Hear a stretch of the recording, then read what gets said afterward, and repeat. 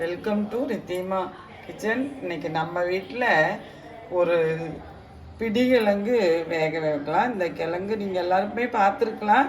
இதுக்கு தமிழில் வந்து சிறுவள்ளி கிழங்குன்னு ஒரு பேர் கேள்விப்பட்டேன். நான் அப்படி இருக்குன்னு கேள்விப்பட்டேன். ஆனால் வந்து நம்ம இங்கே வந்து பிடிக்கிழங்குன்னு தான் நம்ம வீட்டில் எல்லாம் சொல்லுவோம். இது வந்து வேக வச்சு நம்ம கார சட்னிகளோட தொட்டு சாப்பிட்லாம், சும்மாவே வந்து சாப்பிட்லாம்.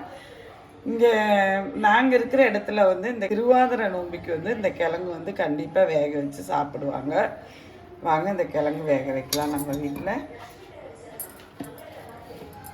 ரொம்ப நல்லா இருக்குங்க. இந்த கிழங்குல வந்து எனக்கு தெரிஞ்ச டிஷ் வந்து நான் செஞ்சு காட்டுறேன். எனக்கு விதமாக அந்த கிழங்குல செய்ய தெரியும். அதெல்லாம் வந்து இந்த கிழங்கு கிடைக்குமா கண்டிப்பாக நான் செஞ்சு சேனலில் போடுறேன். பாருங்கள், இந்த கிழங்கு ஒடிச்சோம்னா ஒடிச்சு அந்த கிழங்கு உள்ளுக்குள்ள இப்படி தான் வெள்ளையாக இருக்கும்.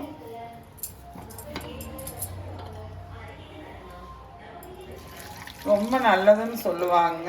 இந்த கார்த்திகை மாதம், மார்கழி மாதம், தை மாதம் முடிகிற வரைக்கும் இந்த கிழங்கு நம்ம ஊரில் இங்கே கிடைக்குங்க. நான் வந்து இதுக்கு உப்பு போட்டுக்கிறேன்.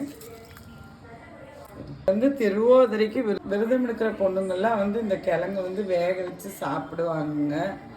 அப்படியும் நம்ம ஊரில் வந்து செய்வாங்க. வாங்க இது வேகட்டும் பார்க்கலாம். நமக்கு இந்த பிடிக்கிழங்கு வெந்துருச்சு. இது வந்து சும்மாவே குழந்தைங்கள்லாம் ஸ்கூல் விட்டு வர்ற டைம் இதெல்லாம் சும்மாவே நம்ம வீட்டிலலாம் அது அப்படி வேக வச்சு வைப்போம், சாப்பிடுவாங்க. பாருங்கள், கிழங்கு வெந்துருச்சு பார்த்தீங்களா. இந்த கிழங்கு வந்து தண்ணியிலிருந்து மாற்றிட்டு எப்படி சட்னி வச்சு தொட்டு சாப்பிட்லாம், சும்மாவும் சாப்பிட்லாம். இதுக்கு பாருங்கள், ஒரு மிளகா சட்னி அரைச்சிக்கிறேன் நான். நிறையா மிளகா சட்னிக்கு வந்து கிழங்கு தொட்டு சாப்பிட்றதுக்கு ரொம்ப நல்லா மேட்சாக இருக்கும். இது எல்லாத்து வீட்லேயும் அரைக்கிற மிளகா சட்னியாக தான் இருக்கும்.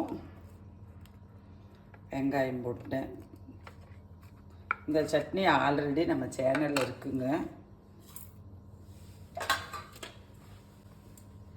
மேக்ஸிமம் குழந்தைகளுக்கெல்லாம் அந்தந்த சீசனில் விளையிற பழங்க, அந்தந்த சீசனுக்கு விளையிற காய்கறிங்க, கிழங்குங்க இதெல்லாம் கண்டிப்பாக கொடுங்க.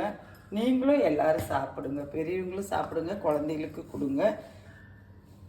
அவங்களும் அதெல்லாம் பழகிக்குவாங்க, எது வேண்டான்னு சொல்ல மாட்டாங்க. குழந்தைகளுக்கெல்லாம் நம்ம சின்னதுலேருந்தே கொடுத்து பழக்கிறதாங்க ஃபுட்டு. அவங்க அது சாப்பிட மாட்டாங்க, இது சாப்பிட மாட்டாங்கன்னு அவங்க முன்னால் நம்ம சொல்லாமல் இருந்தாலே அவங்க எல்லாமே சாப்பிடுவாங்க. குழந்தைங்க முன்னால் இவங்கெல்லாம் இதெல்லாம் சாப்பிடுவாங்க, நாங்கள்லாம் சின்ன வயசில் சாப்பிட்ருக்கோன்னு சொல்லி கொடுங்க. கண்டிப்பாக குழந்தைங்க எல்லா ஃபுட்டும் சாப்பிடுவாங்க. சாப்பிட்டு பழக்கிடலாம், ஈஸியாக பழக்கிடலாம். அவங்களையெல்லாம் ஈஸியாக இப்படி துடிச்சிடலாம். ரொம்ப ஈஸியாக வருங்க. ஒரு இது வந்துருச்சுன்னா போதும், இப்படி தொளிச்சிட்டோம்னா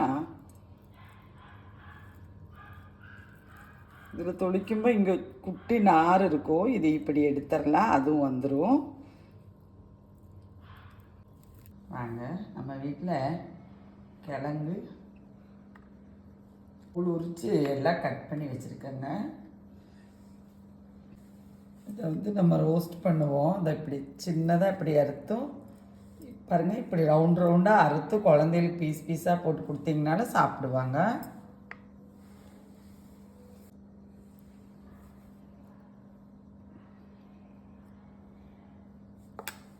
நம்ம வீட்டில் இந்த பிடிக்கிழங்கு கார சட்னி கூட க்ரீன் டீ கூட சாப்பிட்லாம். இது மாதிரி செஞ்சு பாருங்கள். இது மாதிரி இந்த கிழங்குக்கு ஒரு 10 விசில் விட்டுருங்க, அப்போ தான் இது வேகும். 10 விசில் விட்டுருங்க. நான் அது முதல்ல சொல்ல மறந்துட்டேன். வாங்க நம்ம வீட்டில் சாப்பிட்லாம். நன்றி, வணக்கம்.